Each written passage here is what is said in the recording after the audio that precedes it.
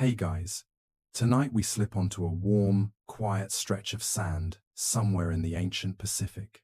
One of those crescent-shaped beaches where the ocean whispers instead of roars, and the stars above you look so bright and so close that you feel like you could accidentally grab one if you stretch your hand too far. The air is soft, the tide is low, and the only people awake are a few early navigators walking along the surf, staring up at the sky like it's a giant cosmic spreadsheet they've been secretly updating for years.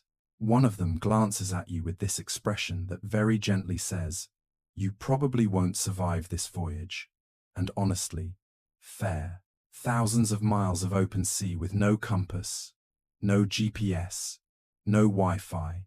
Your phone battery wouldn't just die, it would give up emotionally.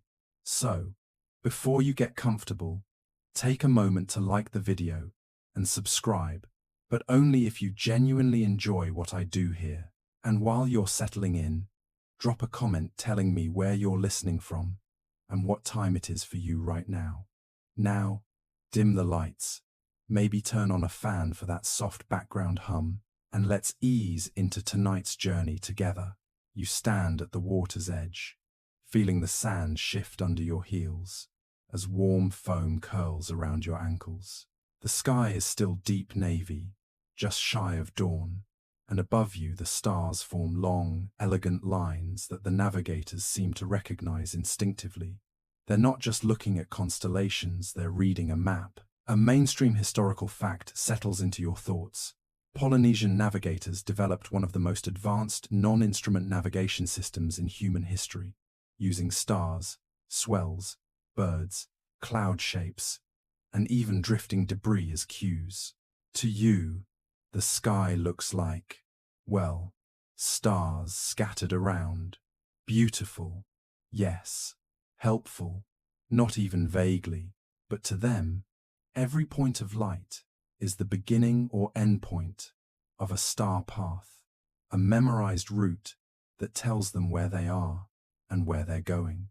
You watch as one of the elders lifts his arm, palm flat, aligning the horizon with a rising star just above his thumb. His movements are slow, practiced, almost meditative, like someone checking the time on a very patient cosmic wristwatch. A young apprentice sits nearby, drawing lines in the sand with a stick. You assume he's doodling, but know he's sketching the night star sequence, marking where certain stars will rise or sink relative to specific islands. A fringe tidbit surfaces. Some navigators trained by sleeping in star houses, open-air structures, where apprentices memorize star lines by watching them every night until they could recall entire sky patterns from memory. Imagine your teacher telling you, "Go sleep outside until you can recite the universe from heart." Intense, but effective. You look up again, trying to follow along. The elder begins pointing toward the horizon, naming star after star in a gentle chant. The rhythm is slow, hypnotic, each name linked to an imagined direction across thousands of miles of ocean. It's beautiful, it's overwhelming, and you suddenly realize this is the moment where the ocean and the sky blur into a single navigation system, an early, living form of GPS that doesn't beep at you, doesn't recalc when you miss your turn, and definitely doesn't ask you to update your software. The waves push softly against the shore, and you notice something else. The navigators aren't just watching the sky. They're listening to the water, feeling the swell. A long, steady, north-moving swell rolls under your feet, pulsing like the breath of the earth. A shorter, sharper swell pushes eastward. The intersection of these patterns, two, sometimes three different wave directions, tells the navigators where distant islands lie beyond the horizon. Historians still argue whether these swell-reading skills were taught systematically or built intuitively across generations. But watching these navigators work, it's clear the ocean is not just a body of water. It's a textured, coded language. The elder gestures for you to step closer. You obey, partly out of curiosity, partly because you're slightly afraid of disappointing someone who can cross the Pacific without flinching. He kneels, places your hand on the surface of the water, and waits. At first, you feel nothing but wet. Then you notice a subtle pattern, one wave that returns with the same strength every few seconds, separate from the normal shoreline rhythm. You look up. He nods. That's an island swell. Not from here, but from somewhere far, far away, bouncing back across the ocean, like an echo from a place you've never seen. Behind you, the sky begins to lighten. The faintest streak of gold appears over the horizon. The stars are fading, but the navigators have already taken every reading they need. You, meanwhile, are struggling to remember which star was the one above your thumb a few minutes ago. The apprentice wipes away his sand chart and begins drawing a new diagram for the dawn sky. Curved lines representing future swells, dotted pathways representing birds that will take flight once the sun rises. The idea feels surreal, like watching someone calmly plan a road trip across a map where most of the roads are invisible. You breathe in the warm, salty air and feel something settle quietly inside you. These navigators didn't cross the world because they were lucky. They crossed it because they listened carefully to stars, to waves, to wind, to the tiniest whispers of nature. Most people today never notice. The tide draws in again, touching your toes with a cool, gentle insistence. The sky shifts, softens, and widens into pale morning. And beside you, the star paths continue their slow rise. You follow the navigators inland, not far, just to a quiet rise above the shore, where the wind cools and the sky stretches clean and open.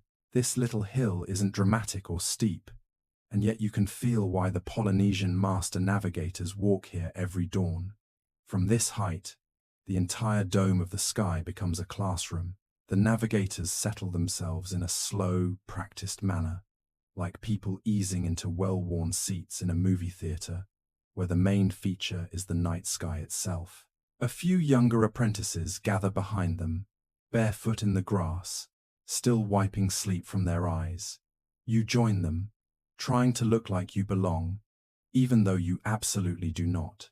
Up here, the horizon looks impossibly wide, a perfect 360-degree circle, exactly what they need to observe the stars as they rise, migrate, and sink through the night. A mainstream historical fact floats through your mind. Polynesian wayfinders built something called a star compass, not a physical object, but a memorized mental grid, dividing the horizon into named houses through which stars travel. You watch as one elder presses a stick into the dirt and draws a circle with deliberate care. Then he marks lines radiating outward, east, west, north, south, and dozens of smaller divisions in between. It looks a little like a pizza made by a mathematician. To him, though, this is the entire Pacific Ocean. The apprentices lean in. You lean in too, pretending to understand, even though your brain is currently buffering. The elder begins naming each horizon point in a calm, steady chant. Every name is tied to a direction, every direction tied to a constellation or rising star, and every star tied to a familiar ocean path. It's the most elegant group project you've ever seen, and no one is arguing over who forgot to bring supplies. A fringe tidbit comes to mind. Some navigators trained by staring at the horizon while swaying slightly, teaching their bodies to memorize the subtle angle at which certain stars appear when viewed from different latitudes. Imagine practicing navigation by wiggling. You're tempted to try. You do a tiny wiggle. One apprentice notices and raises an eyebrow. You stop immediately. The elder now draws several small arcs inside the circle. These represent wind paths, steady routes of the trade winds that shape how the waves move. His finger glides over each arc as he mutters brief explanations. The apprentices nod along, their eyes bright with concentration. To them, the wind is not random. It's structured, patterned, almost polite in the way it travels season by season. The younger boy beside you whispers, "Swell from north, steady," and you realize he's measuring the same rolling pulse you felt earlier at the shore. The wave you thought was just a wave has a name, a direction, a story.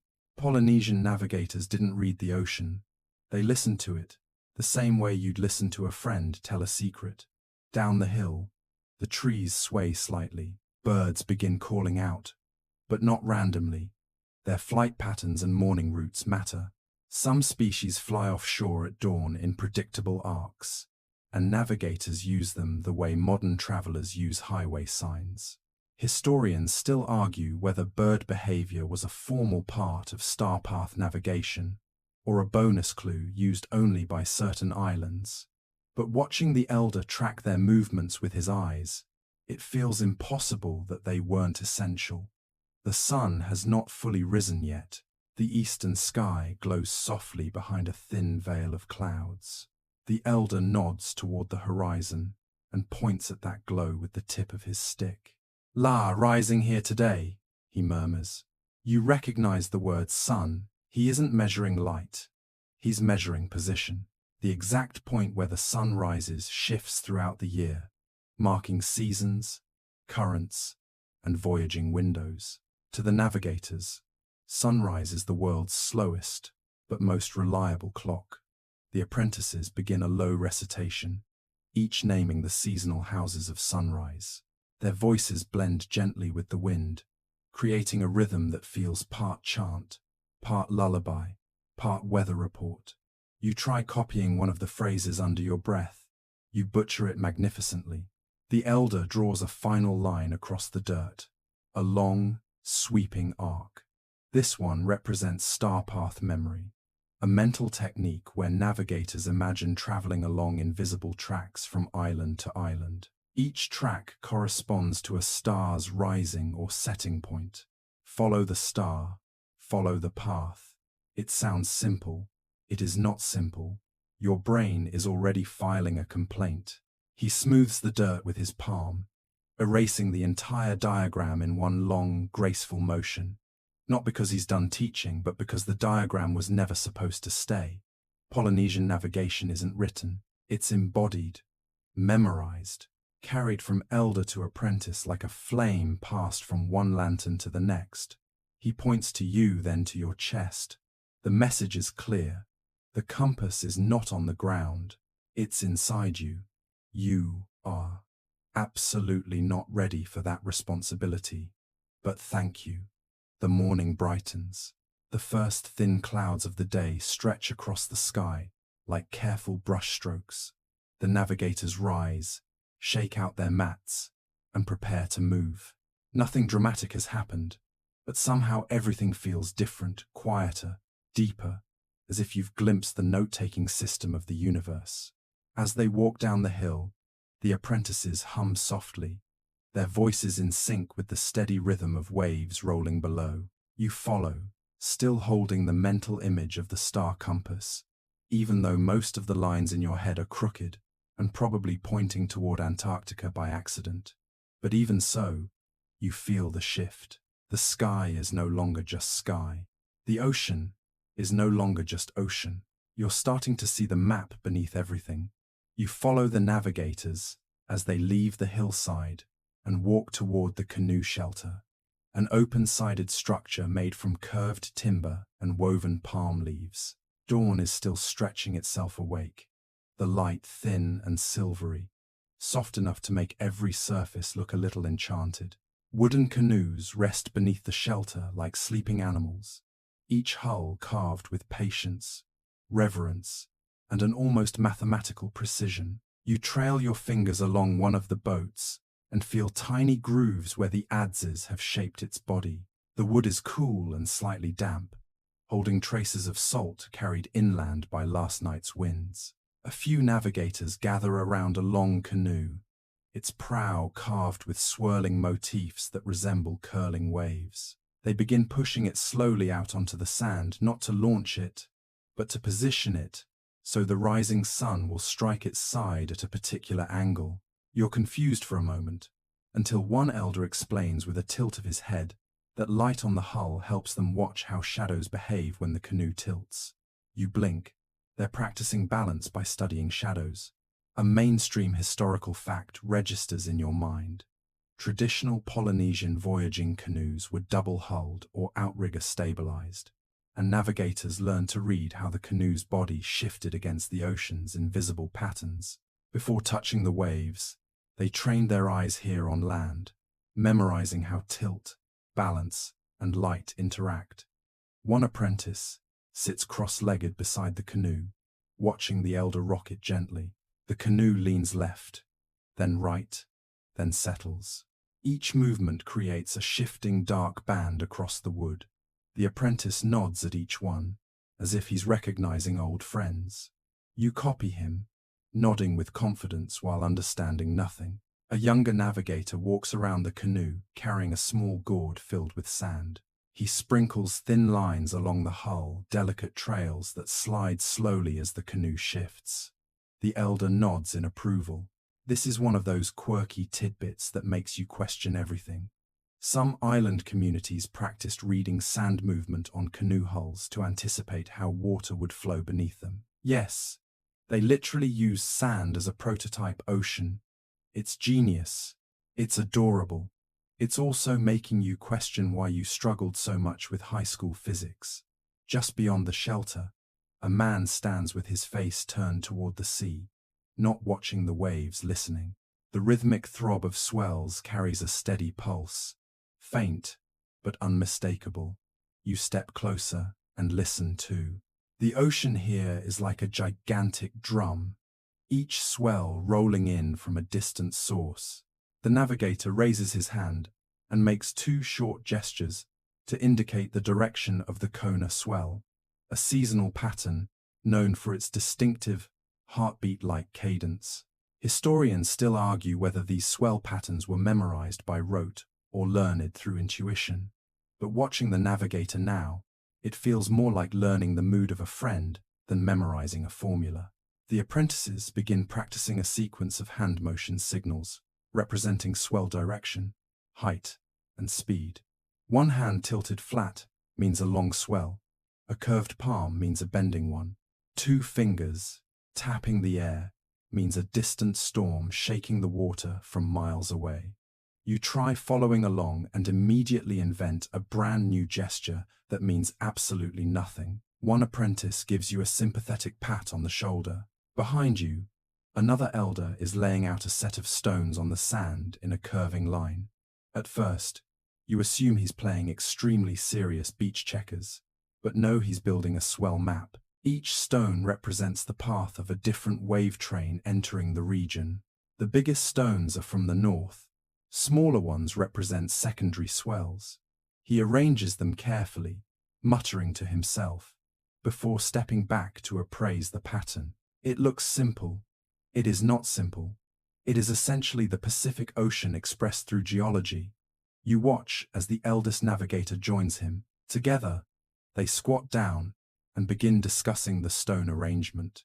They tap certain stones, shift others, and occasionally glance at the sea to compare. To your surprise, two apprentices close their eyes and lean forward, listening to the elder's explanation, the way you might listen to someone describe a dessert you've never tasted.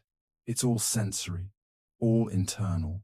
The sun rises higher now, painting the canoe shelter in pale gold. Light filters between woven palm ribs, creating thin bands that ripple across the sand when the wind moves.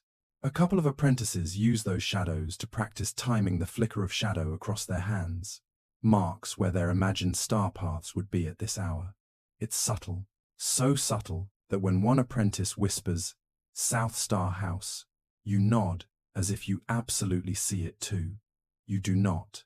A navigator climbs into the canoe and sits perfectly still. The others rock the canoe slightly while watching his balance. He nods at each tilt, memorizing how it feels in his legs and spine. Another mainstream fact rises. Traditional navigators often built muscle memory for direction. If the canoe leaned a certain way during a voyage, they knew which swell was dominant. and which star line they were following even without looking up. Navigation wasn't just mental, it lived in their bones. A gust of wind pushes through the shelter, lifting the edges of palm fronds overhead. The sailors look up briefly, reading the wind line the way you might read an email, quickly, silently, reacting instantly. You sense their conversation without hearing anything spoken. Steady breeze, calm day, small shift from the east coming soon. One apprentice picks up a long drying paddle and holds it upright. It vibrates faintly in the wind. He smiles.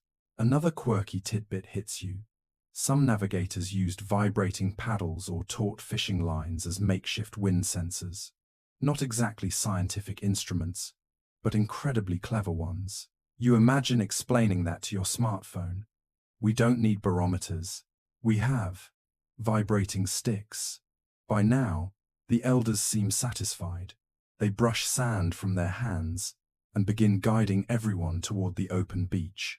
The canoe sits ready, positioned so its prow receives the first clean breeze. Shadows shorten, the ocean brightens.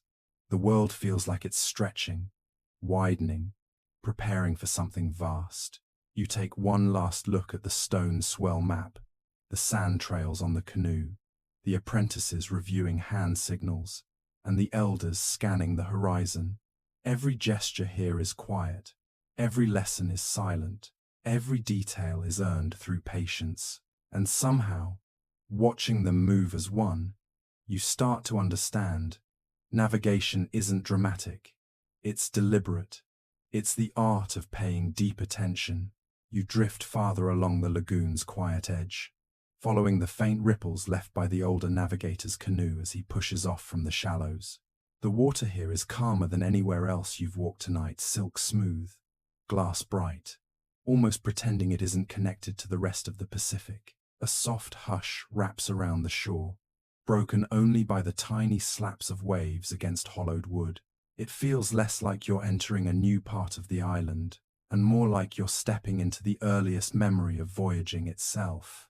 A young apprentice waits knee-deep in the water, steadying a long, narrow canoe carved from breadfruit wood. You run your hand gently along its edge. The hull gleams faintly in the moonlight, warm and slightly sticky from the sap used to seal small imperfections. The apprentice grins, a quiet invitation, and gestures for you to climb in. You wobble immediately. He laughs, a soft, polite laugh, the kind you give someone trying rollerblades for the first time. You settle in anyway, trying to look dignified. You fail immediately. The canoe glides away from shore, pushed by the older navigators. Paddle strokes slow, deliberate, whisper quiet. He doesn't speak at first. Instead, he lifts his chin toward the early evening sky, where a handful of guiding stars have already emerged. Their reflections ripple on the water, like scattered gold threads. The navigator taps the gunwale twice, as if calling the stars to attention. A mainstream historical fact finds a place in your mind. Early Polynesian canoes rarely sailed far at first. Navigators practiced close to shore, learning how stars rose and set relative to the land they trusted. These short, nightly circuits form the bedrock of star path systems. Celestial maps anchored not on parchment, but on memory, rhythm, and repeated observation. The canoe rocks gently. The navigator points to the horizon where a bright, low-hanging star pulses like a tiny heartbeat. He traces a slow arc with his finger, showing the star's expected path tonight. You try following the arc with your eyes, but the canoe shifts just enough to make the star wiggle. You blink, squint, and then briefly consider lying flat on your stomach for stability. The apprentice stifles a laugh again. That's laugh number 2. He's tried to hide. You're keeping score.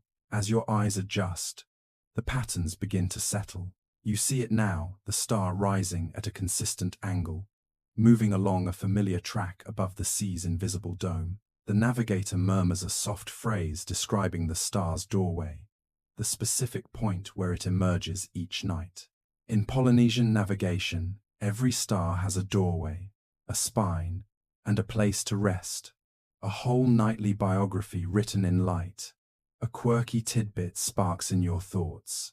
Some elders taught apprentices to imagine each star as a relative, making a journey of their own.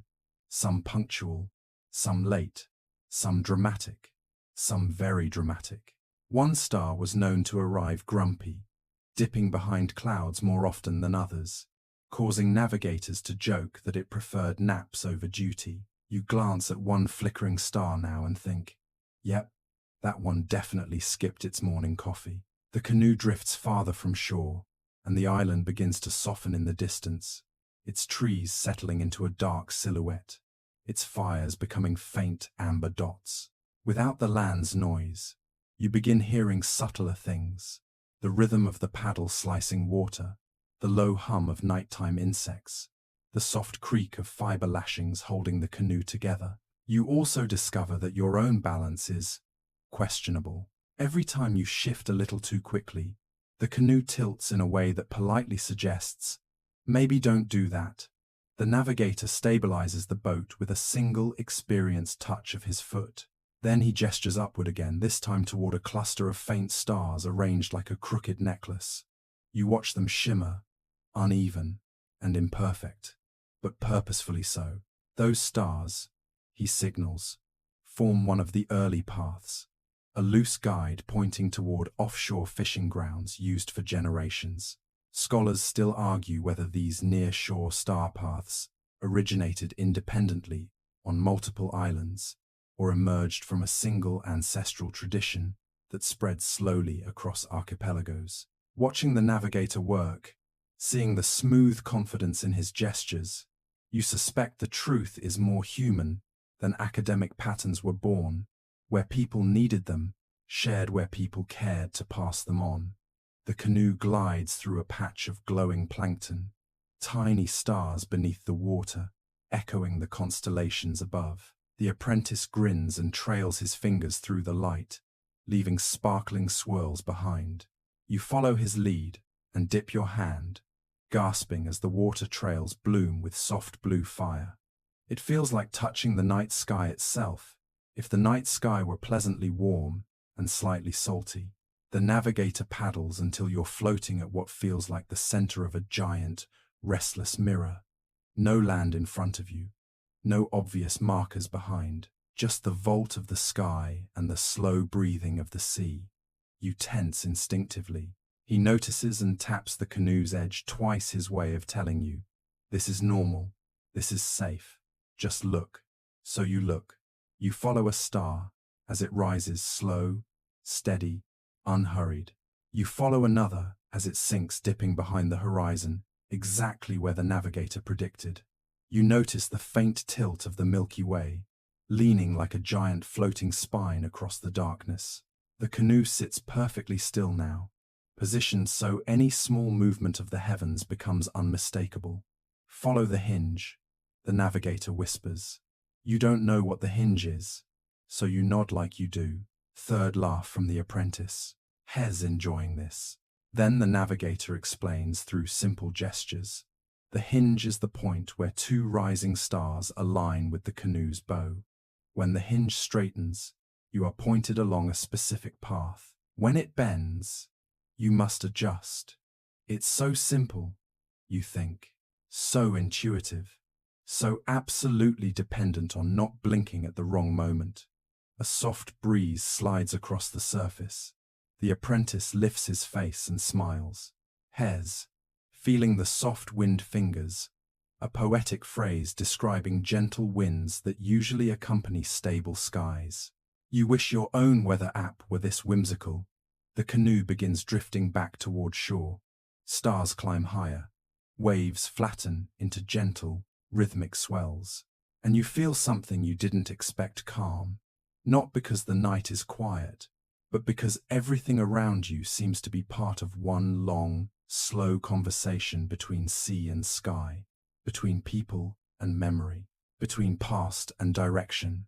As you glide closer to land, a thin line of torchlight appears among the trees, villagers waiting, watching, listening for any sign that the sea has shifted. The navigator taps the hull once. a quiet signal of thanks. You follow suit. The canoe doesn't react, but you swear it approves. The apprentice steadies the boat as you step back onto the sand. You wobble. Again. He laughs. Again. The night air wraps around you like a warm cloak. And the stars, steady now, shine like they've been waiting for you to understand them all along.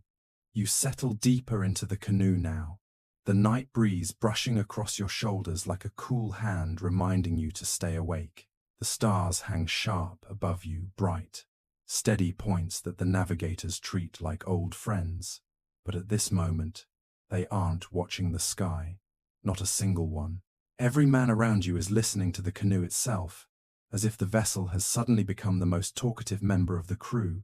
And strangely, it has. The hull creaks with a long, low sigh as it presses through the water, a sound that feels less like wood and more like breath. You run your hand along the edge, feeling subtle vibrations travel through the planks, tiny tremors that don't feel random at all. They feel communicative, like Morse code from the ocean. One navigator taps your wrist gently, signaling you to stay still. Listen with your bones, his expression says. Easier said than done.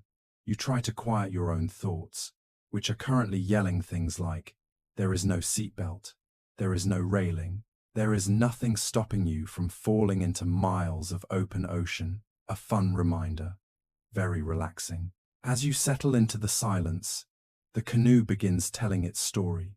A mainstream historical fact slides into your mind. Polynesian navigators used the canoe itself as a reading instrument. The hull was a barometer, compass, and early warning system, all at once. A slight change in how it lifted against a swell meant something.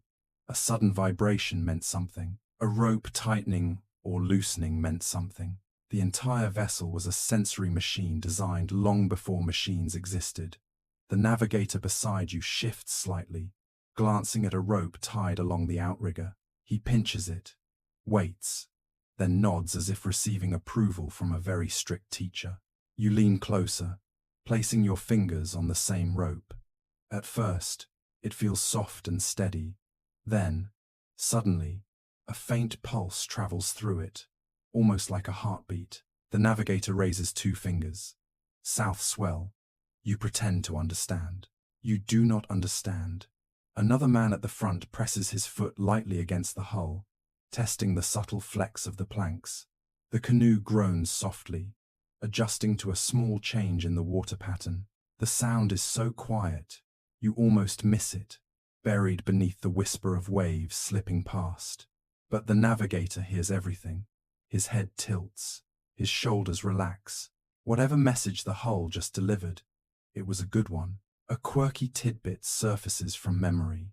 Some navigators believed the canoe had a spirit, an actual presence that guided them when human senses failed. Not a dramatic ghost, not a thunderous deity, just a quiet companion humming warnings and encouragements through its frame. Whether symbolic or literal, that belief helped sailors trust what they felt rather than what they feared. And right now, you are feeling everything. The hull's vibration slides through your palms. The ropes shift against your fingertips. The paddle resting near your knee trembles every time the swell changes direction. It's like the canoe is whispering a language you never knew existed. Historians still argue whether this canoe language was standardized knowledge or highly personal skill. Some claim master navigators used shared vocabulary. Creak A means land, vibration B means cross-current. Others argue it was intuition, built through decades of listening. Watching the men around you, you suspect the truth is somewhere between. A shared system, but understood differently by each individual. The canoe shivers again, more sharply this time. The navigator near the bow taps twice on the hull, an alert. The crew shifts, paddles braced, bodies leaning slightly left. You feel nothing different at first, just ordinary ocean unevenness. Then, a few seconds later, a cross swell bumps the canoe gently on its starboard side. You blink. They predicted that. These people, you think, could probably sense a mosquito landing on the hull. You, meanwhile, can barely tell port from starboard without looking down to see which hand your coffee would be in. The canoe continues forward with slow, steady grace. The scent of salt thickens in the air. The sky above is dark velvet, sprinkled with stars so bright they look painted on. The paddles dip quietly, barely rippling the water.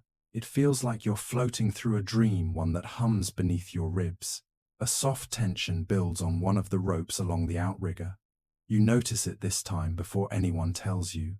The fiber tightens, then loosens again, like a sigh pulled taut. You touch it gently. It's almost warm. The navigator nods toward you. Approval. Maybe you are learning. You shift your weight slightly, trying to feel what they feel. And for a moment, you do. The hull lifts differently, just by a few millimeters, but enough.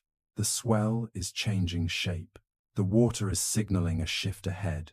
The canoe creaks long, slow, deep. It feels like the ocean clearing its throat.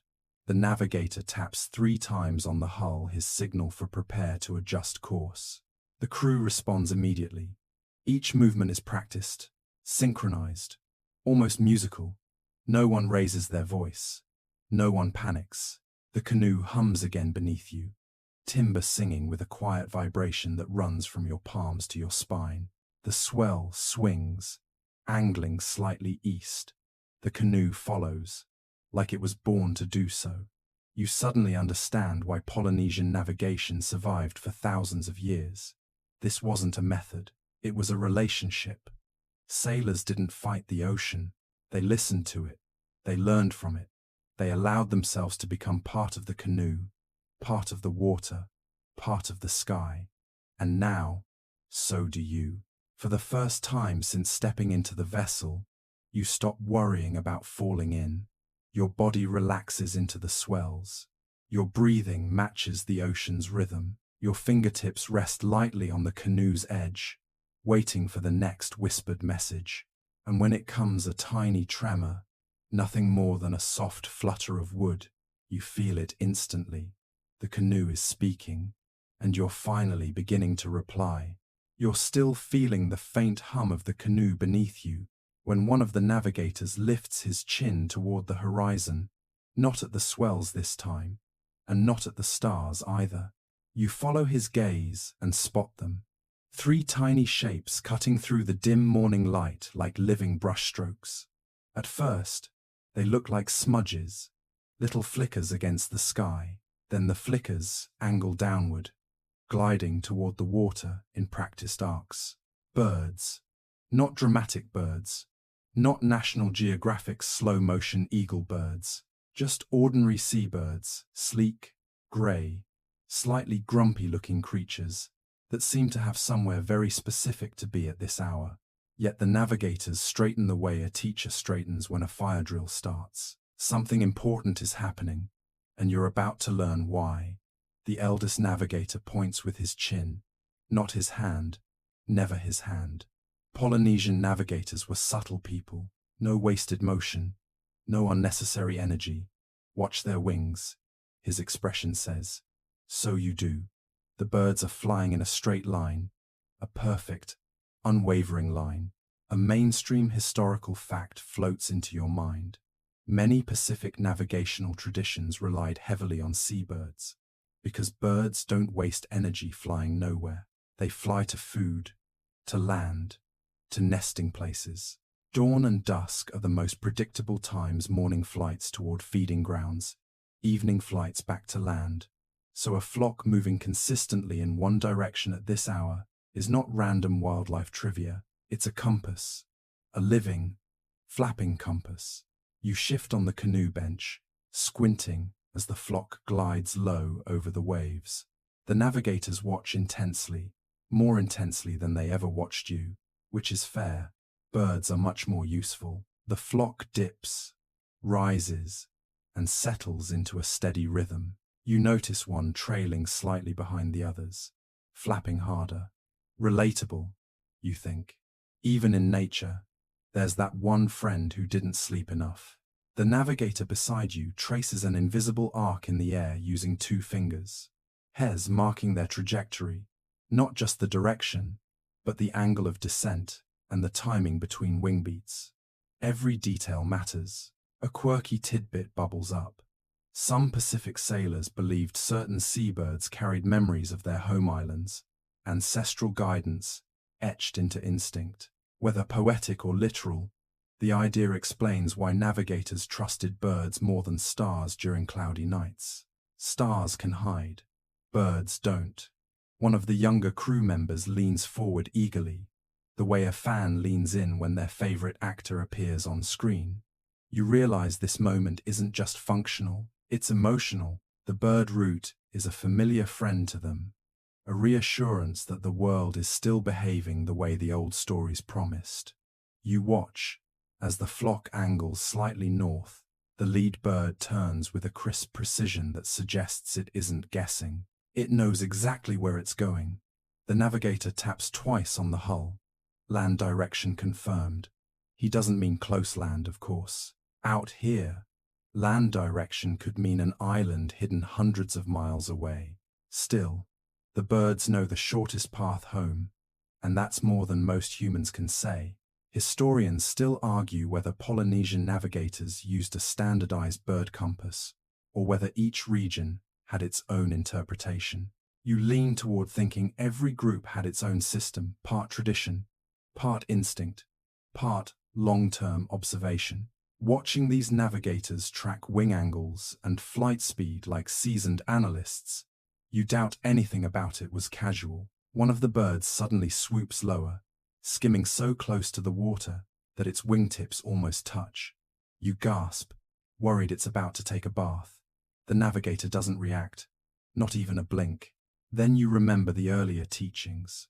Low flight often means calmer weather patterns. The air is stable, no sudden thermal pockets, no surprise gusts waiting to body slam the canoe. Good news. The flock arcs upward again and spreads slightly. Feeding signs. The sailors nod to one another with tiny, satisfied smiles. That confirms it. There are fish nearby, which means the birds are following predictable cycles. The canoe continues forward, gliding in harmony with the bird's direction. The ocean looks like brushed silver now, glimmering beneath the rising sun. A soft radiance fills the air, the kind of bright haze that makes everything look slightly holy, even though you know full well that some of these birds probably poop on canoes without hesitation. One bird peels off from the group, flying toward a different horizon line. The youngest navigator watches closely, then shakes his head. Too early, his silence says. That one's confused. You sympathize deeply. Near the back of the canoe, a navigator begins humming, a rhythmic chant, soft, low, meant for endurance rather than entertainment. Every few beats, he glances up at the birds again, as if syncing his internal map to their progress. You begin to understand why Polynesian navigation was never a single skill. It was 1,000 small skills braided together: pattern recognition, memory, intuition, ecological observation, and just enough ritual to keep the fear manageable. The birds shift formation again, this time curving gently toward the right. The navigator taps your shoulder and points. You finally see it. Their bodies aren't just flying, they're drawing a line. A long, elegant arrow, pointing toward a place you cannot see. But these sailors can. They rely on birds the way modern commuters rely on GPS. Not because the system is perfect, but because it's consistently more reliable than human guesswork. Birds have deadlines. Birds have families. Birds don't waste time flying circles for fun. If they're moving with purpose, so should you. The flock rises sharply, then vanishes into the brightening sky, gone in an instant, swallowed by the horizon. Yet the navigators don't look disappointed. They've already extracted the necessary information. They have the direction. They have the timing. They have the reassurance that the world is behaving as expected. You breathe in deeply, the salt scent stronger now. The canoe hums beneath you, The ocean lifts and lowers with a slow, steady pulse, and in the air above, the last faint cry of a distant bird echoes thin, soft, and strangely comforting.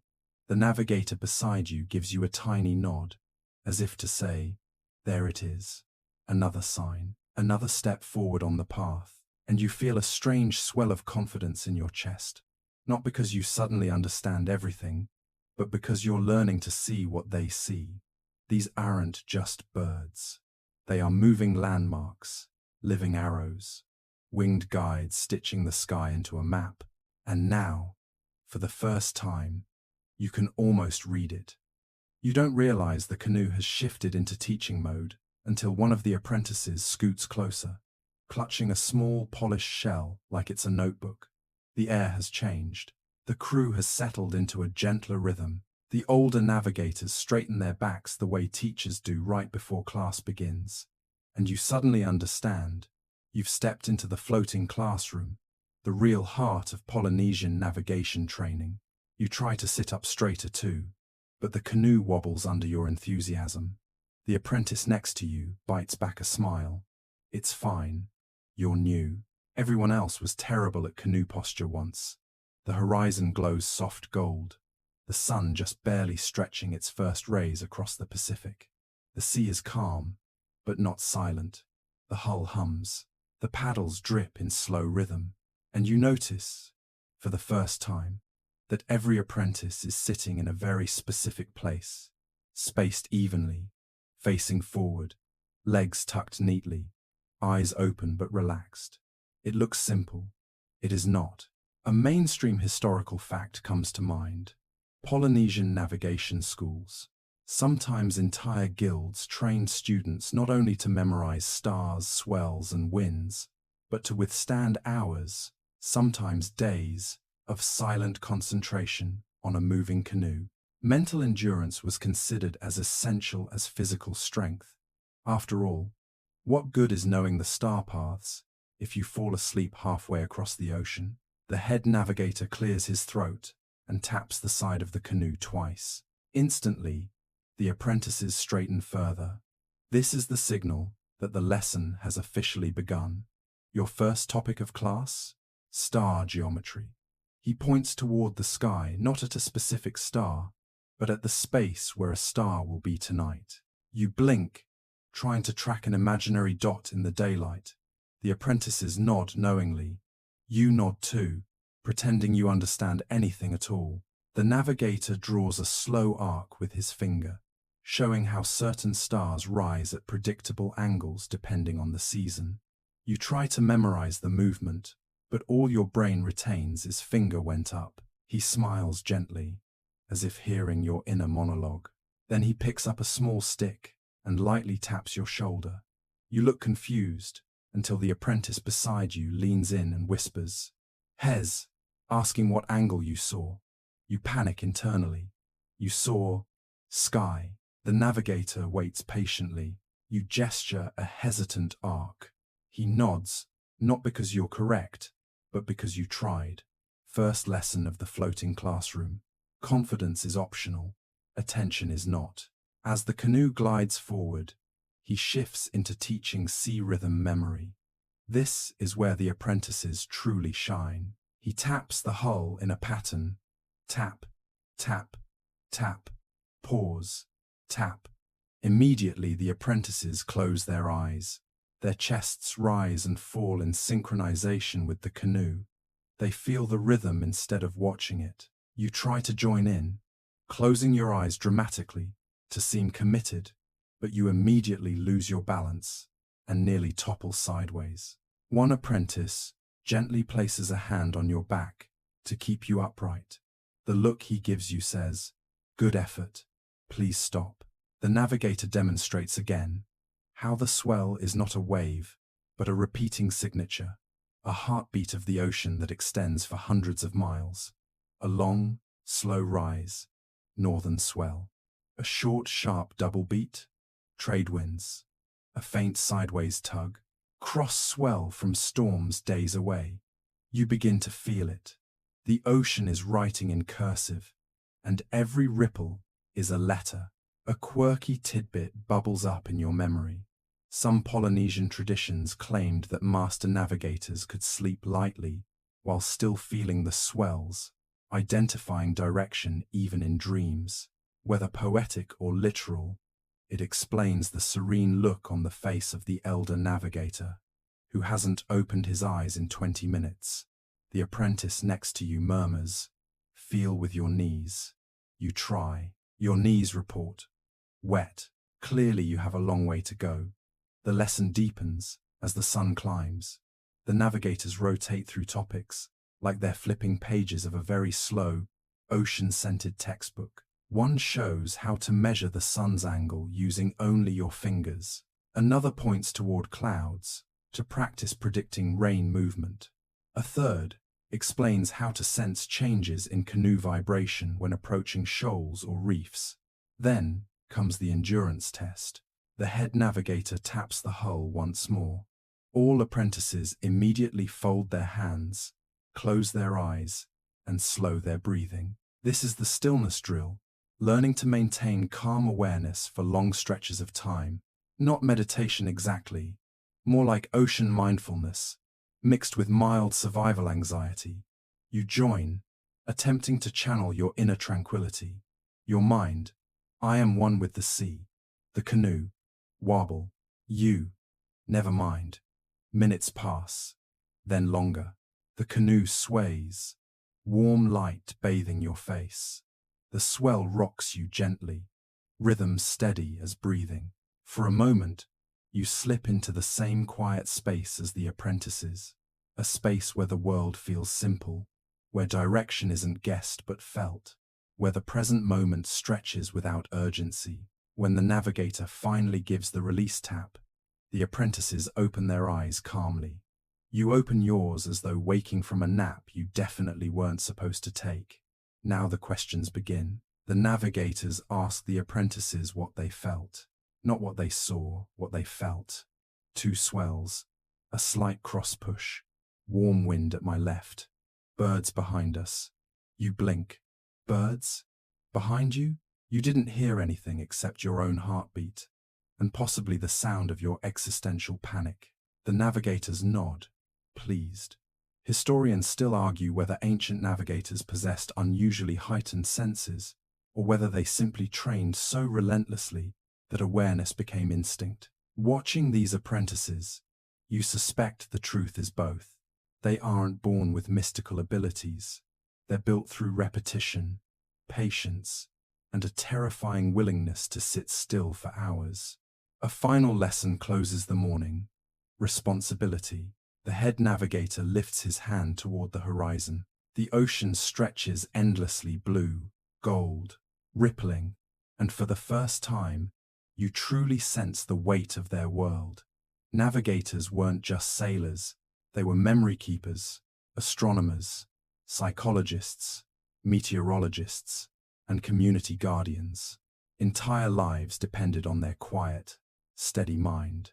You look at the apprentices again, young, calm, steady, learning not just skills, but identity. As the canoe glides onward, the head navigator rests his palm on the hull, an unspoken reminder. The canoe teaches too. The ocean teaches. The night will teach even more, and somewhere deep inside you, something softens. You're still terrible at star geometry. You can't feel a cross swell to save your life. Your knees remain unhelpful, but you're beginning to understand why this floating classroom has lasted for centuries. You settle onto the cool sand just beyond the reach of the tide, the night stretching open above you like an enormous black sail stitched with stars. A low fire crackles in the center of the gathering. Nothing dramatic, just a modest flame arranged between smooth coral stones. It gives off a soft orange glow that dances across the elders' faces, turning each wrinkle into a quiet reminder of the oceans they've crossed.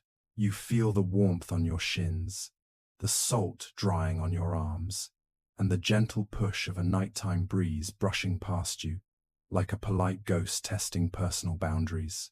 Several apprentices sit with you, some cross-legged, some sprawled out in the sand the way only teenagers with perfect joints can manage.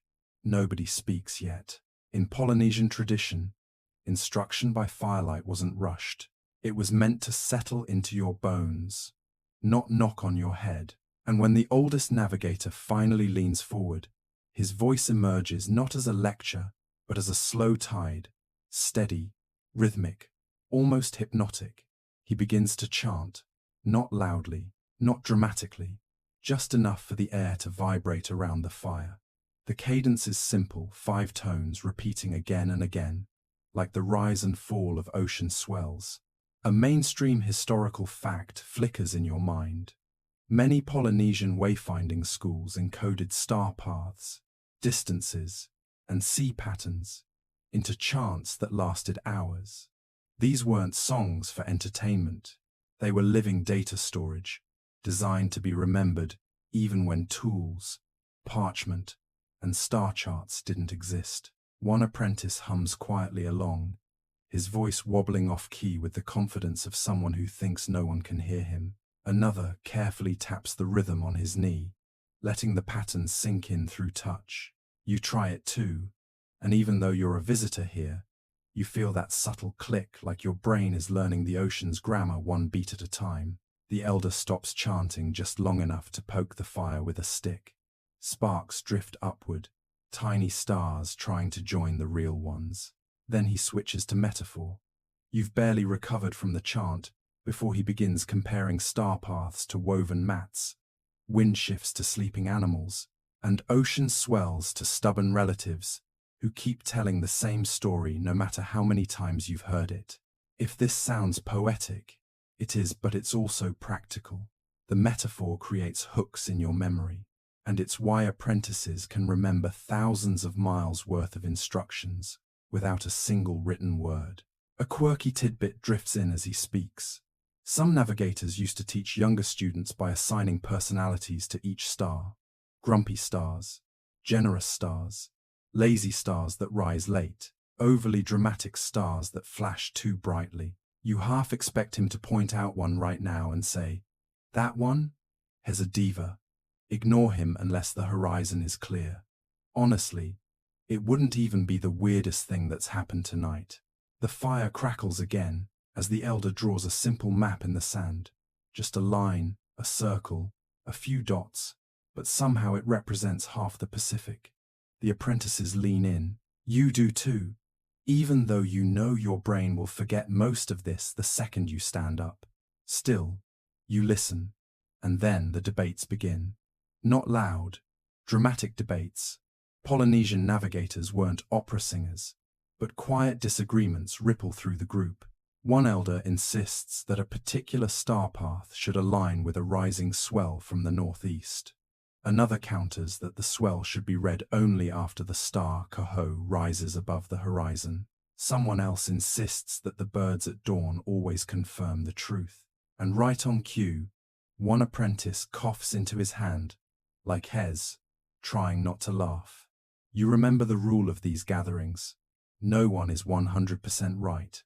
No one is 100% wrong. The ocean settles the debate tomorrow.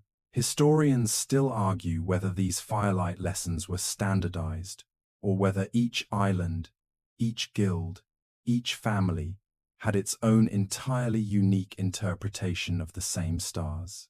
Judging by tonight's arguments, the most accurate answer is probably yes. The talk slows again as the fire burns lower. You feel your body getting heavier, not with sleepiness exactly, but with the kind of relaxation that comes only when someone wiser is doing the thinking for you.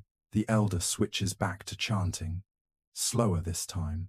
A long hum, a pause, a whispered direction, another hum, then silence. The apprentices bow their heads not for ceremony, but for absorption. Learning navigation this way isn't about memorizing facts.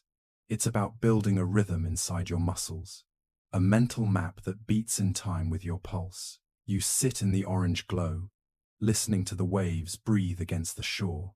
The fire warms your hands. The stars blink patiently overhead, and for a moment, You realize you are experiencing the oldest classroom in the Pacific, a place where stories, rhythm, silence, and sky blend until knowledge becomes something you feel instead of learn. The elder finally looks at you and gives a small nod, as if to say, "You're listening correctly now," and you are.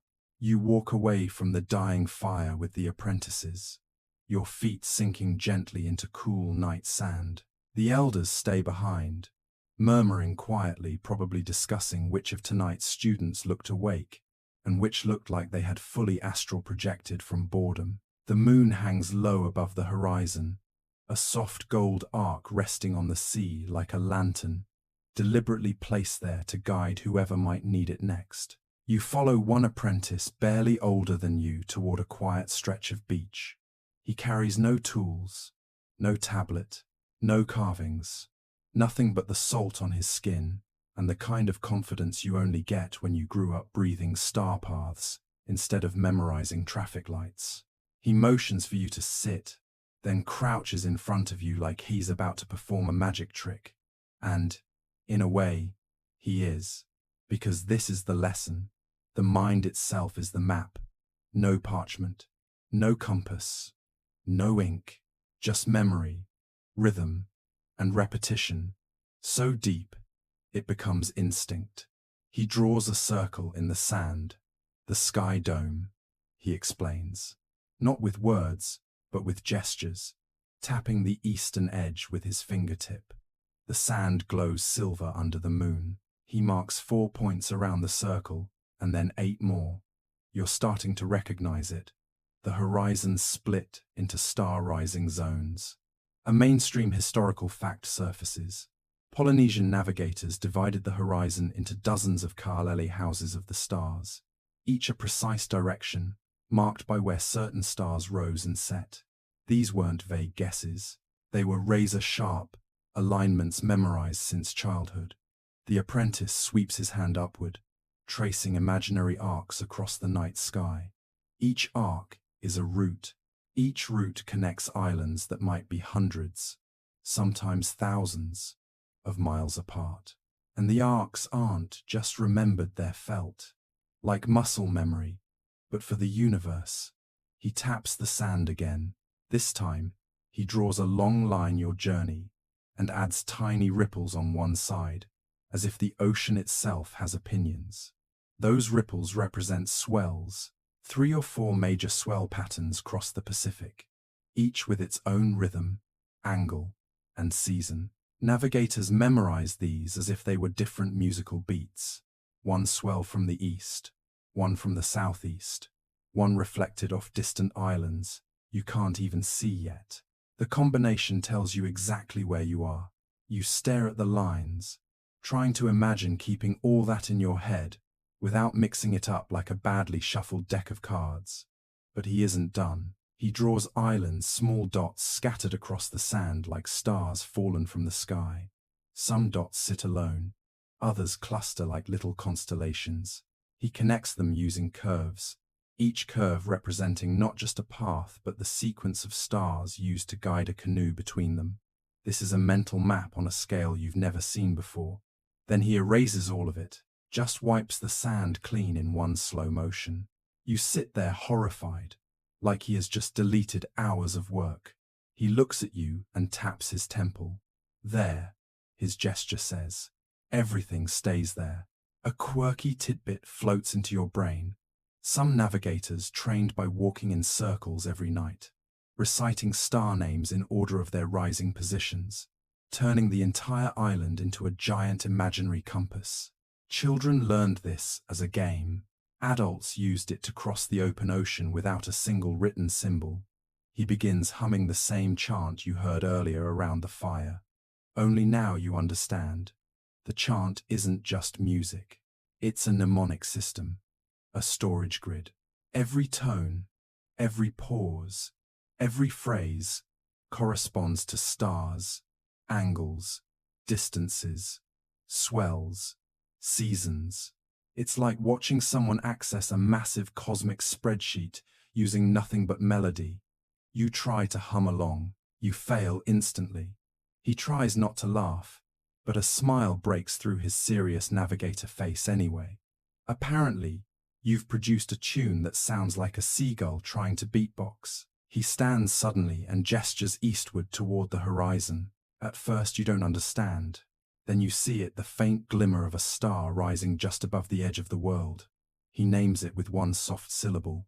Then another star appears. He names that one too, and another, and another. A string of soft words linking lights across the sky. He steps sideways with each star, pacing along an invisible arc on the beach. It's mesmerizing. Hes not just naming stars. Hes walking the path his ancestors sailed. Historians still debate how literal these walking paths were, whether they were formal training routines or simply teaching metaphors. Based on what you're seeing now, they were probably both, and neither, something deeper, lived, instinctual. You find yourself stepping with him, a small shuffle at first, then a longer stride, then a turn, at exactly the moment the next star rises. Your body starts to memorize without asking your permission. It's astonishing. Like learning choreography written by the cosmos. The apprentice finally stops and looks at you with a quiet pride. Not because you've mastered anything, not even close, but because you felt it for a moment. The way knowledge becomes motion. The way 1,000 miles can be held in a single breath. He presses a palm lightly to your chest, right above your heartbeat. Here, the gesture says again. The map starts here, and in the silver glow of moonlight, with the ocean breathing behind you, and the stars turning slowly overhead, you realize something. Polynesian navigation isn't memorized. It's embodied. It lives inside people, passed from voice to voice, pulse to pulse, horizon to horizon. And now, very faintly, very quietly, it's taking root inside you too.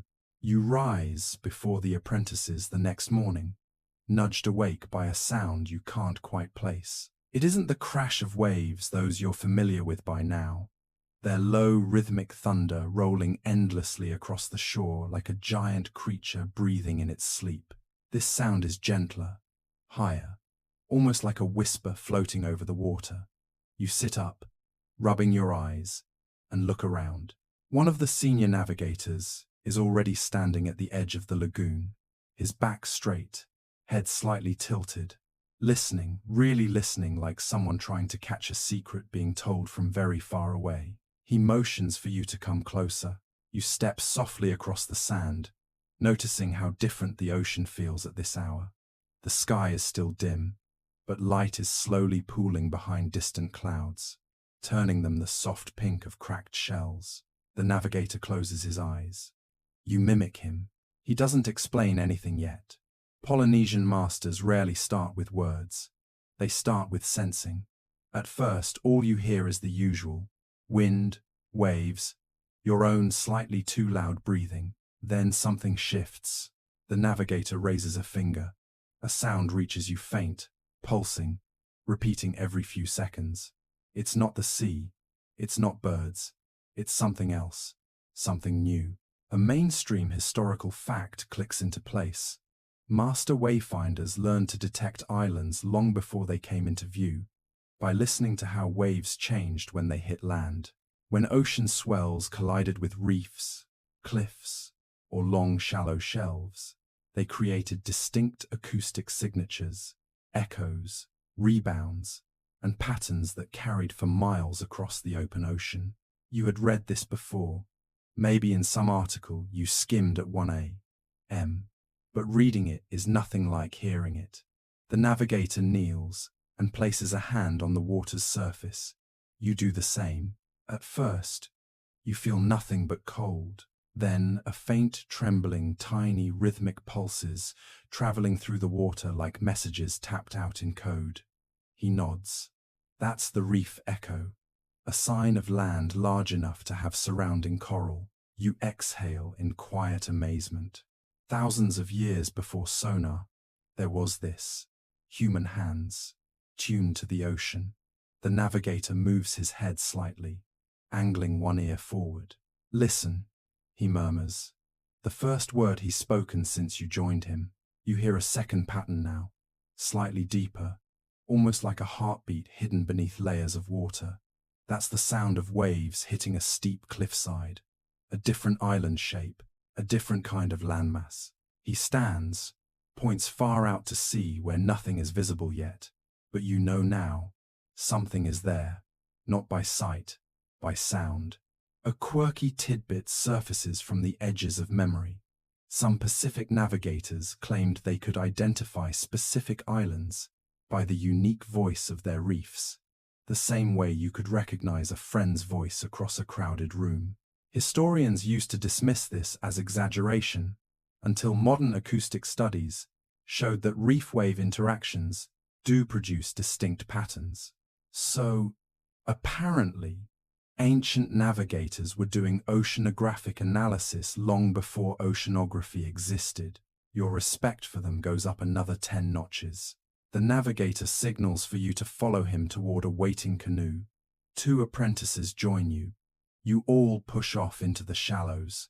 The canoe glides quietly across the water, the paddles dipping with soft, practiced swooshes.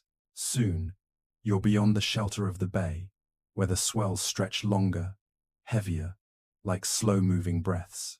The navigator lifts a hand. Everyone stops paddling. Silence folds over the canoe. He tilts his head again, listening. You follow his lead. The reef echo is stronger now. The pulses vibrate against the underside of the hull. You can even tell there are 2 reefs, one farther, one closer, layering their rhythms like overlapping drum beats. But then you hear something else sharp, quick bursts of sound overhead. You look up. Birds.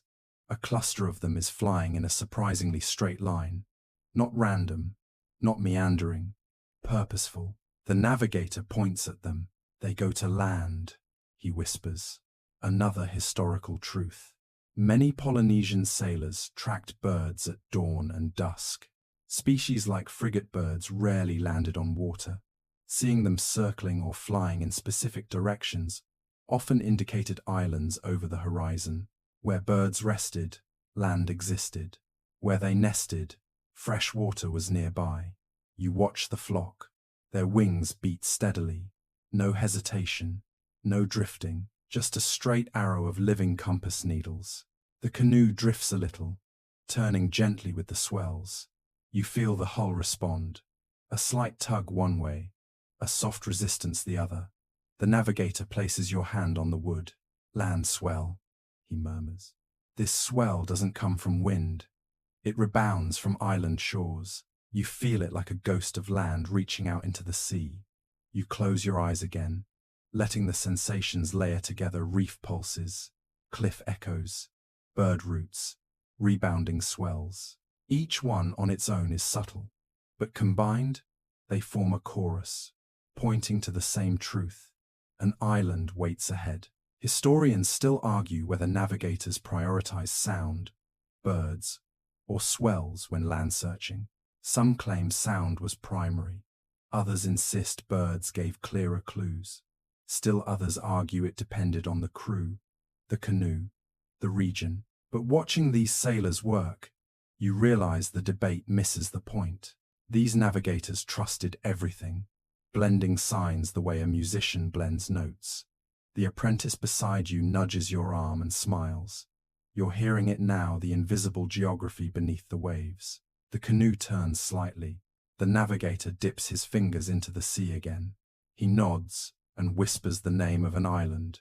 You can't see it, not yet, but you believe him, because the ocean has been talking this whole time. You just needed someone to teach you its grammar. You barely have time to process the wonder of hearing land before seeing it when the navigator suddenly taps your shoulder and points upward. The sky, which had been a calm sheet of pastel light a few minutes ago, is starting to gather something new. Wisps, streaks, drifting masses that seem harmless, until you notice how intentionally the navigators are staring at them. One apprentice shades his eyes with his palm. Another squints so hard you can practically feel your own forehead wrinkle in sympathy.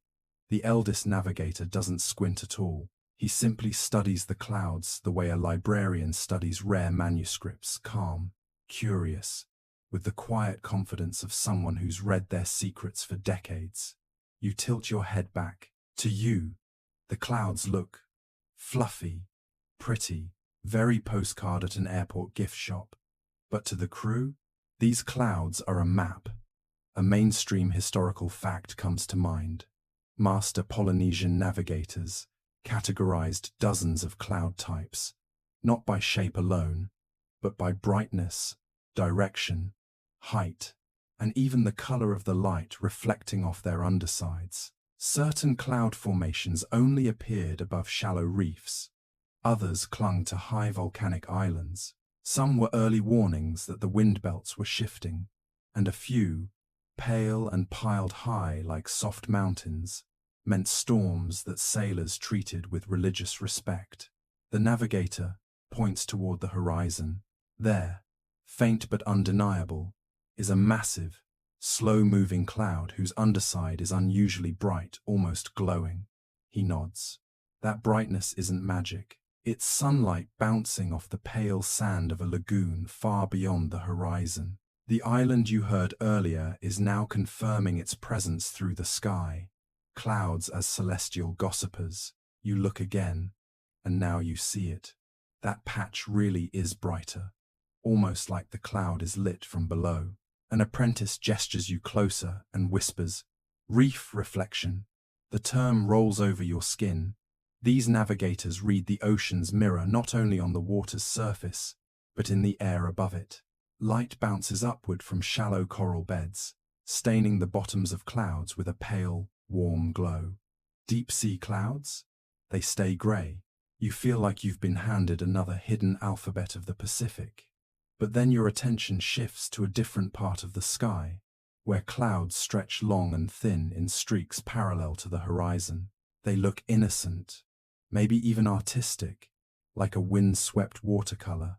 The younger apprentice doesn't look impressed. He looks worried. A quirky tidbit comes back to you. Long, thin-streaked clouds. Agnia, in some traditions, were sometimes called sleeping sharks by ancient navigators because they tended to precede strong crosswinds that could bite into a canoe's stability. Sleepy-looking, dangerous-moving. The apprentice mutters the old nickname under his breath. So yes, apparently sharks exist in the sky too. Delightful. The eldest navigator studies the streaks, ponders for a long moment, then shakes his head. Not yet, he murmurs. The winds aren't shifting immediately, but they will. The clouds just told him. You watch the crew react not with panic, but with gentle recalibration. A man adjusts the lashings of the outrigger, tightening them with deliberate care. Another checks the sail seams. The navigator himself adjusts the canoe's angle on the water, subtly aligning the vessel to ride more smoothly if the side winds arrive earlier than expected. Historians still argue whether cloud reading was primarily intuitive or meticulously taught through generations. Some say it was improvisational sailors, learning by trial and error. Others argue it was a structured system encoded in chants and stories. But seeing these navigators move, communicate, and respond without speaking much at all, you realize something. This isn't guesswork. It's fluency, a lifelong language of light and air. The canoe drifts, and you notice another cloud formation, low, puffy, drifting surprisingly fast. The navigator nods at it too. Those clouds, he explains quietly, travel low over open water. They also drink color from whatever lies beneath them. When they take on a soft greenish tint, lagoon, yellowish, high island, pinkish, the reflection of deep water plankton blooms. You lean forward, staring until your eyes ache, trying to see the color shift. The navigator chuckles softly and hands you a wet cloth to gently wipe your eyes. Apparently, reading clouds is easier when you're not dehydrated and half blind from enthusiasm. The sun creeps higher, and shadows sharpen across the sails. The sky becomes a slow-moving canvas, full of glowing underbellies, jagged shapes, and high drifting spears of white. The navigators track all of it. Every shift means something. Every color matters. Then, suddenly, the navigator points to the west. A small, perfectly round cluster of clouds sits motionless above the horizon. No drift, no stretch. Just a solid puff like a lonely cotton ball that forgot to join a larger cloud system. That's a stationary island cloud, formed when warm, rising air from land pushes moisture upward into the atmosphere. It stays above the same spot for hours, sometimes all day. You feel a small thrill. That cloud marks land with the accuracy of a GPS pin. The navigator nods. "Our bearing," he whispers. You don't know how he sees all this, and how he holds it all in his mind at once. Wave patterns, swell echoes, star lines, bird paths, and now clouds stacked together like layers of an ancient, living atlas. But for a moment, as the canoe glides forward, the breeze cool against your cheek, you finally understand what the apprentices meant when they said, "The sky remembers what the sea forgets." And now, you're learning to remember too. The clouds thin as the canoe continues, its steady glide across the long Pacific swell.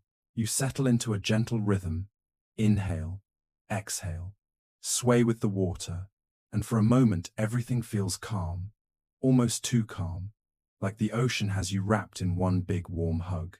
Then the navigator gives a soft whistle, signaling the apprentices to gather near the mast. You straighten, sensing that something is shifting.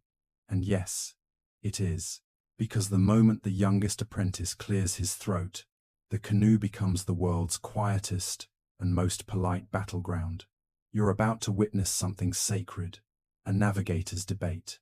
Not loud, not chaotic, not ego-driven, just deeply serious, almost tender in its intensity.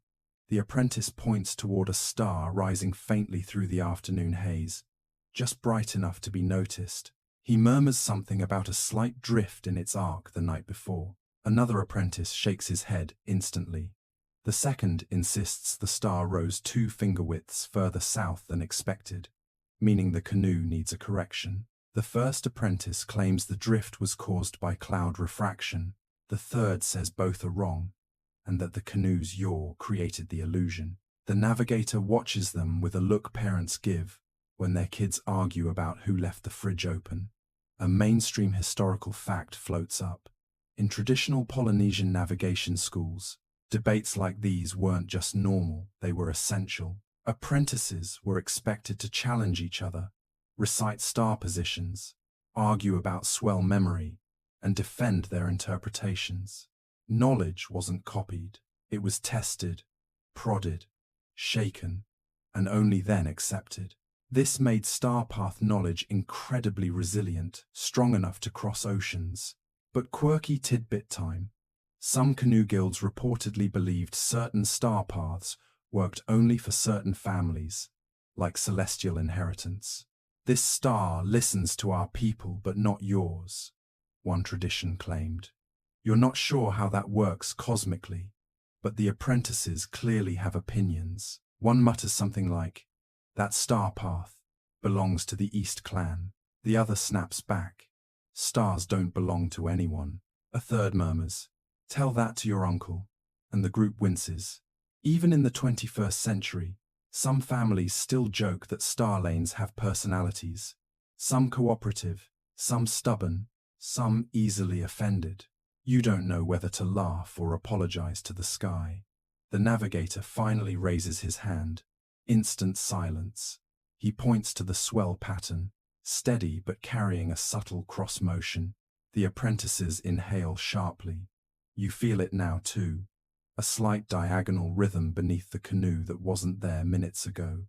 That, the navigator says quietly, is the reason for last night's star drift. Not illusion, not clan inheritance, just ocean physics. The apprentices bow their heads, not in shame, just in acknowledgement. Debate won, lesson learned. But the moment you think the discussion is over, they start again. Now it's about tradition, about which guild method is the true method for measuring star rise. One apprentice insists on using handspan's flat palm, fingers extended. Another argues for the stacked knuckles method. A third invokes the memory of an uncle who insisted that new apprentices must use the gap between their thumb and forefinger because it matches the canoe spirit's proportions. Historians still argue whether differences between guild methods were regional, personal, or just stylistic quirks passed down through families. Some scholars say competing traditions prided themselves on unique methods to distinguish identity. Others believe variation helped prevent overconfidence, forcing navigators to be flexible and compare results. And some think all these differences were simply the result of centuries of oral transmission slowly mutating like very determined folklore. You look around the canoe, they're not just sailors, they're philosophers with sunburn. The navigator lets them talk, watching like a gardener, observing healthy plants grow in their own odd directions. He finally interrupts by lifting one hand and tracing a slow arc toward the northwest. The apprentices watch his fingers move through the air. He reminds them not with scolding, but with gentleness, that the sea doesn't care how you measure a star if your method keeps you alive. Tradition matters, identity matters, but the ocean matters more. A moment later, one apprentice clears his throat and very cautiously mentions that he thinks the canoe may have drifted 2 degrees west overnight. The others look at him as though he's accused the entire crew of tax fraud, but he continues, pointing to a change in the swell's secondary echo. You feel nothing, absolutely nothing. The canoe seems the same, but the navigator freezes. He presses his hand to the hull. He listens. He closes his eyes. Then he nods. The apprentice is right. The navigator gives him a tired but proud smile, and the canoe adjusts course just slightly, almost imperceptibly. You feel the shift, only in the way the wind brushes your cheek a little differently. The ocean is a giant, patient teacher. Mistakes don't show up immediately. They grow slowly, quietly, waiting for you to stop paying attention. And that's why debates like this matter, because when tools don't exist, when no compass, map, or sextant can save you, all you have left is memory, reasoning, tradition, and the courage to question even your teachers. The apprentices return to their places, tired, but satisfied. You sense the canoe relax too, as though the vessel itself respects a well-fought intellectual battle. The navigator pats the mast gently, then turns toward the open horizon. The sky brightens. The swells steady out. The debate dissolves like soft foam on a reef, but its lessons stay in your bones. Night falls harder tonight, not gently, not gradually, but like someone pulled a thick black cloak over the sky and forgot to leave any breathing holes. You sit in the canoe, blinking up at a darkness so heavy it feels physical, like the stars have gone on strike. No moon, no glow, no shimmer, just a vast, enveloping black that swallows the horizon completely. It's the kind of darkness that makes you question where your hands are, where the canoe is, and whether the ocean still exists below you. The navigator notices your stiff posture and gives you a slow nod. This, his expression says, is the real test. You've heard of these nights. Polynesian navigators called them blind hours. Scholars today refer to them as the most dangerous part of wayfinding, the moment when every external light disappears, and the only compass left is the memory you've been building since dawn. A mainstream historical fact presses through your thoughts. Traditional Polynesian navigators trained to sail entire stretches of ocean with zero visual cues, relying solely on swell direction, canoe movement, and body sensitivity. Some could feel a shift in current through their knees, their hips, their lower back, subtle adjustments the untrained would never notice. This was the heart of star path navigation. The sky teaches you first, but the ocean tests you. A strong swell rolls beneath the canoe, long and slow. You can't see it, but you feel it lifting you, nudging you, holding you. The navigator shifts slightly, adjusting his weight to read the water's message. You try to mimic him, but the canoe's movements feel chaotic, like someone rearranging furniture in the dark. He whispers, "Main swell, steady, second swell, from west." You strain your senses. You feel nothing. To you, the ocean is just wet and moving. To him, it's a map. A quirky tidbit floats up. Some old voyaging guilds believed that during nights of absolute darkness, ancestral spirits would touch the hull to guide the canoe, nudging it toward the correct path. Apprentices would actually place their palms lightly on the hull, feeling for those spiritual taps. Tonight, the hull does give tiny, intermittent vibration points, but whether it's spirits or just water pressure, you're not brave enough to decide. The navigator doesn't speak again. Instead, he motions for the apprentices to lie down in different positions across the canoe, one near the bow, another by the outrigger, a third at the stern. They close their eyes. They place their palms and toes lightly against the hull. The canoe becomes a floating sensory laboratory. You copy them awkwardly, laying your hand against the planks. At first, all you feel is your own heartbeat. Then, slowly, something else emerges. A gentler, secondary pulse. A cross swell. It comes sideways, rhythmic, subtle. Something your eyes would never see, but your bones begin to understand. This cross swell tells the canoe a story. There is land somewhere far to the northeast. Not close, but not impossibly far either. Historians still argue whether ancient navigators truly memorized multiple swell types, or whether they developed an intuitive, subconscious sense of them. Some researchers swear navigators could name dozens of distinct swell patterns. Others insist such precision is exaggerated. But lying here, feeling invisible waves brush past your spine, you realize the debate probably misses the point. This knowledge isn't memorized like a vocabulary list. It's embodied. A gust of warm wind brushes over you. You sit up slowly.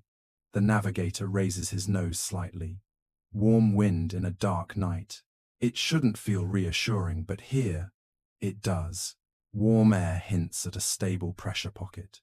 No storm forming. No sudden squall. You and the crew sink deeper into the dark, letting the canoe become your universe. Paddle strokes resume quiet, slow, methodical. Every sound feels amplified. The soft dip of water, the faint creak of rope, the hush of air sliding along the sail's edge.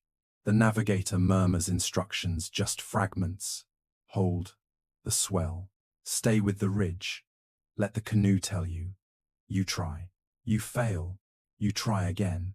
And minutes or maybe hours later, something clicks. The black ocean, which felt chaotic moments ago, begins to separate into patterns. You detect the steady rise-lift, settle of the dominant swell, the gentler diagonal push of the second swell, the soft flutter of wind shifting across your cheek at predictable intervals. It's like learning to read Braille, but the page is the entire Pacific. The canoe adjusts course without any stars at all. One apprentice hums softly a chant used to keep rhythm when visibility drops below zero. It's not a song, exactly. It's more like a slow heartbeat disguised as music. The rest of the crew joins in, voices blending into a low vibration that seems to anchor the boat. Somewhere in the darkness, a bird cries. A nighttime seabird, rare, sharp, directional. The crew listens. Birds never stray far from land unless wind patterns force them. The call suggests the canoe isn't alone in this blackness. Life is nearby. Land may be too. The navigator gives a faint smile, not because land is close, but because the night has revealed what it needed to reveal. The canoe presses onward, cutting across invisible highways of water. No stars, no moon, no horizon, just ancient knowledge, rising quietly through the dark like a memory waking. And you, somewhere between fear and wonder, finally begin to trust the black ocean. The night finally loosens its grip. Not all at once, darkness is dramatic like that, but gradually, like a heavy curtain being drawn open by a sleepy stagehand. First, the sky stops being pitch black and shifts to a deep charcoal. Then a slow blue haze creeps upward, faint as breath on a mirror. The crew stirs, stretching legs cramped from hours of silent concentration. You sit up too, joints cracking like poorly maintained oars. For the first time in what feels like forever, you can see the ocean again. It's still dim, still cold, but now it's visible just enough to remind you you're not drifting through a cosmic void. The navigator inhales deeply, as if the dawn itself is a message he's been waiting to read. "Listen," he murmurs. You do. At first, you hear nothing but the familiar hush of waves. But then something changes. The swell beneath the canoe has a subtle new rhythm, slightly shorter, slightly sharper. Not the deep, wide-angled ocean swell you've ridden for days, but a younger one, shaped by landmass interaction. You feel it before you understand it, like a heartbeat syncing with your own. A mainstream historical fact slips in. Experienced Polynesian navigators could detect an island long before it was visible, by noting how the island's presence bent, reflected, or fractured ocean swells. The ocean announces land the way a whisper announces someone entering a room softly, indirectly, but undeniably. You sit very still, letting the swell pass through you. There again, a second, faint swell, coming from the opposite direction. A mirror swell. Land is bouncing waves back toward you. The crew's faces brighten. They know. The canoe shifts slightly as paddles dip into the water, steering you toward the combined rhythm of the two swells. The sky brightens to slate blue. A breeze sweeps across the boat, carrying the faint scent of soil, real soil, warm soil. You can taste it at the back of your tongue, like a memory of home you've never actually lived. A quirky tidbit surfaces. Some navigators believed islands had breaths, invisible exhalations that traveled far across the ocean. If you inhaled slowly enough at dawn, they claimed you could smell which island was near its forests, its soil, even its flowers. Whether this was poetic metaphor or trained sensory skill is still debated. But right now, you swear the wind smells faintly of hibiscus. The apprentices begin scanning the horizon. Their eyes dart across, shifting colors, sky blue, merging into sea gray drifting into faint white streaks that might be distant cloud reflections or reef foam. It's too early to see land, but not too early to imagine it. The navigator sits calmly, letting his hands rest on the canoe's edge. He doesn't search the horizon. He listens to the water, the way someone listens to a familiar voice in a crowded room. As the canoe moves forward, you feel another shift, a deeper one. The swell beneath the hull rises and falls with more structure, more confidence. These are home waters rhythms. Even you, with your beginner-level ocean awareness, can feel a sense of return humming through the waves. The crew begins chanting not loudly, but steadily. A traveling chant meant to welcome the return currents, to align paddlers' energy with the ocean's pulse. It's rhythmic, soothing, and just hypnotic enough to make you forget how tired your spine is. Suddenly, the navigator points toward a faint smear of pale color on the horizon. You blink. It might be a cloud. It might be a mirage. It might be your imagination rebelling from exhaustion. But the crew reacts with certainty, voices rising softly, somewhere between relief and reverence. It's land, not clearly visible yet, but present as a shape behind the sky. Scholars still argue whether navigators recognized islands by cloud shadows, wave patterns, smell, or pure instinct during these early moments. Some insist the method was scientific, others that it was spiritual. But here, watching the crew lean forward with absolute confidence, You realize the truth is probably a blend of both science wrapped in intuition. The smudge grows clearer as the light strengthens. Now you can see it. A dark line of trees, a curved ridge of volcanic stone, a stretch of white sand glowing like bone beneath newborn sunlight. Home. The paddles quicken. The canoe glides faster, slicing through water that shines gold at the edges. You hear laughter, not loud or triumphant, but weary and grateful, the kind of laughter that comes at the end of something long and deeply human. The navigator touches your shoulder gently, as if to say, "You felt the darkness with us. Now feel the return." The ocean beneath you shifts entirely now. Shorter swells, shallow currents, a pattern like someone knocking softly from underwater. Reef breakers. You hear them before you see them. The distant, rhythmic thunder of waves smashing against coral. Not chaos, not danger, but a landmark. A sonic lighthouse guiding you closer. The canoe slows as the crew steers around the reef shelf, paddles dipping with practiced grace. Sunlight spills across everyone's faces. The island grows taller, greener, more real with each breath. The moment your canoe enters the calm lagoon, the navigator exhales. So do you. Land wraps its arms around the canoe like a long-awaited embrace. For the first time in many nights, you feel your body loosen, your pulse steady, your muscles soften. This is the return, not just to an island, but to certainty after miles of darkness, instinct, and invisible maps. As your feet touch warm sand, you understand something profound. Polynesian navigation was never only about finding new islands. It was about finding your way back. You leave the canoe behind as the sun climbs higher, turning the lagoon into a sheet of hammered bronze. The crew unloads supplies, ties ropes, laughs with the relief of homecoming, and slowly disperses toward the tree line. But the navigator, your quiet guide through darkness, gestures for you to follow him up, a sloping path that winds toward a hill overlooking the sea. Your legs ache from days on the canoe, but you climb anyway, each step carrying you farther from the warm comfort of the shoreline and closer to something quieter, older, and harder to name. When you reach the top, the world opens. The island stretches below you, its forests deep and breathing, its village roofs thatched like resting wings, its lagoon a soft cradle of blue-green light. The sky overhead rests in that perfect in-between moment. Not fully day, not fully night, but a dusky wash of lavender and gold. A breeze moves across your shoulders, warm with land scent, but cool enough to remind you the sky will soon belong to the stars again.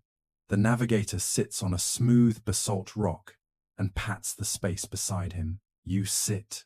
Together, you watch the horizon shift from bright to bluer, from blue to a deeper blue, from deeper blue to the first faint pinpricks of starlight. He doesn't speak. He doesn't need to. You've spent enough time with him to understand that silence is sometimes the truest language of navigation. Out there, beyond the reef, beyond the open water, beyond the farthest edge of sight, lies the path you traveled.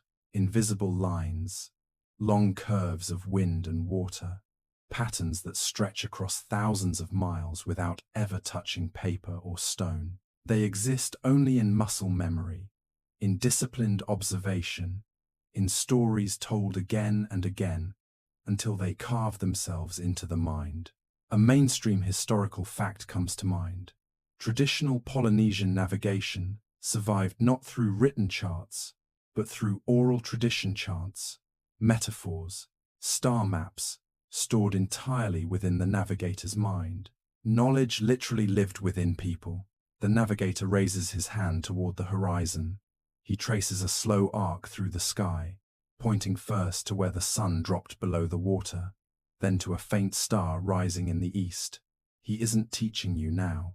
He's remembering, and in the hush of the dusk, you feel it too, the weight of memory that has traveled across centuries, carried by countless navigators, whose names are lost but whose knowledge remained alive.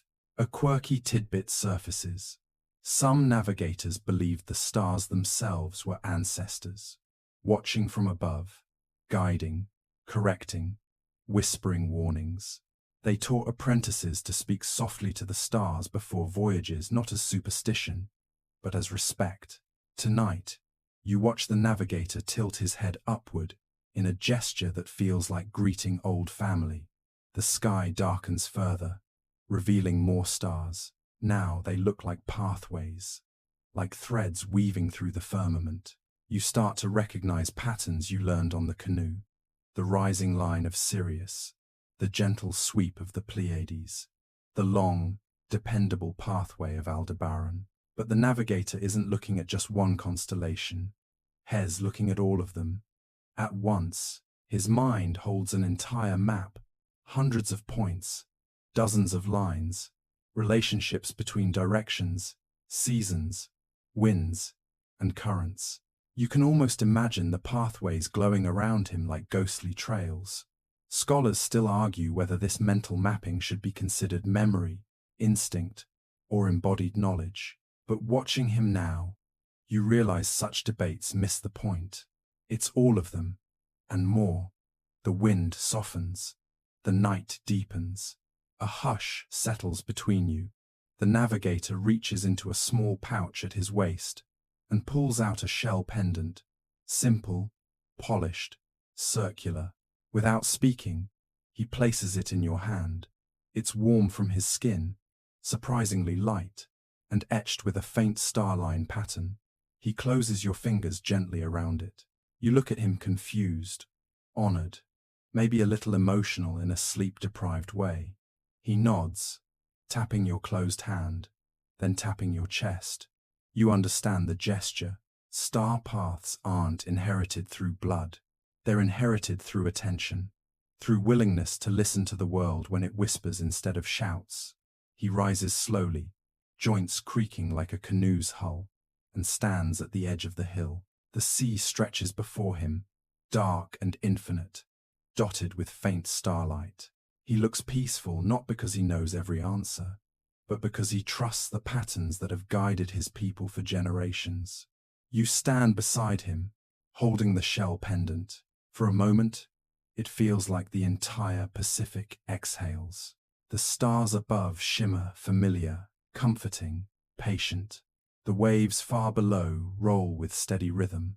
Palms rustle lightly, moving with the same breath the ocean follows. This is the legacy of starpath navigation.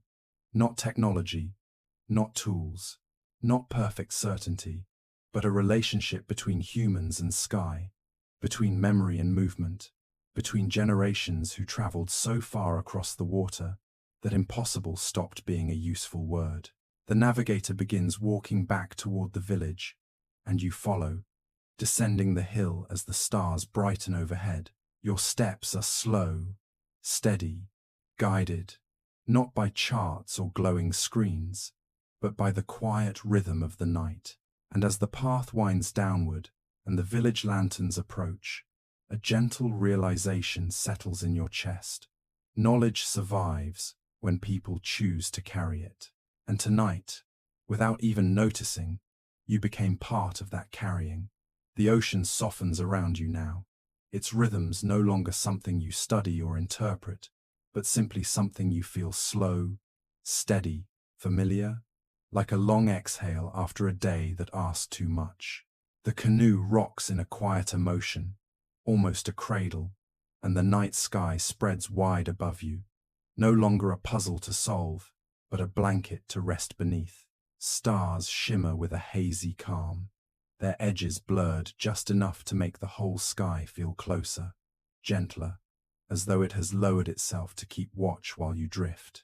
Your breathing falls into the same pattern as the swell, rising, pausing, falling, each breath smoothing out the edges of your thoughts.